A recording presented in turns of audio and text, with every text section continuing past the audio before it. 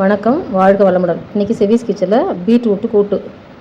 பருப்பு ஒரு கைப்பிடி, பீட்ரூட்டு சின்னதாக ஒன்று நைஸாக அரைஞ்சி வச்சுருக்கேன், வெங்காயம் ஒன்று, பூண்டு 2 பல். இது எல்லாத்தையும் ஒன்றா போட்டு குக்கரில் வேக வைக்கணும். இப்போ இதில் கொஞ்சமாக மஞ்சத்தூள், கொஞ்சம் உப்பு போட்டு வேக வச்சு நல்லா ஒரு கொஞ்சம் மெத்துன்னு குழவா வேக வைக்கிற மாதிரியே வேக வச்சிடலாம். ஏன்னா பீட்ரூட் எப்பொழுதுமே குழையாது. கொஞ்சம் கூட்டு மாதிரி போட்டு சாப்பிட்றதுக்கு கொஞ்சம் குழவா இருந்தால் நல்லாயிருக்கும். இதை வேக வச்சு எடுத்துக்கலாம். எண்ணெய் சட்டி போட்டு எண்ணெய் ஊற்றி கடுகு போட்டு நல்லா பொரிஞ்சதையும் இந்த வேக வச்ச பீட்ரூட் எடுத்து கட்டிடணும். வேக வச்ச பீட்ரூட்டையும் போட்டு கொஞ்சமாக மிளகாத்தூள், இது சோம்பு, தேங்காய் குறப்பாக அரைச்சி அதில் ஊற்றணும். தேங்காய் அரைச்சி வச்சுக்கிட்டே ஊற்றிடும்.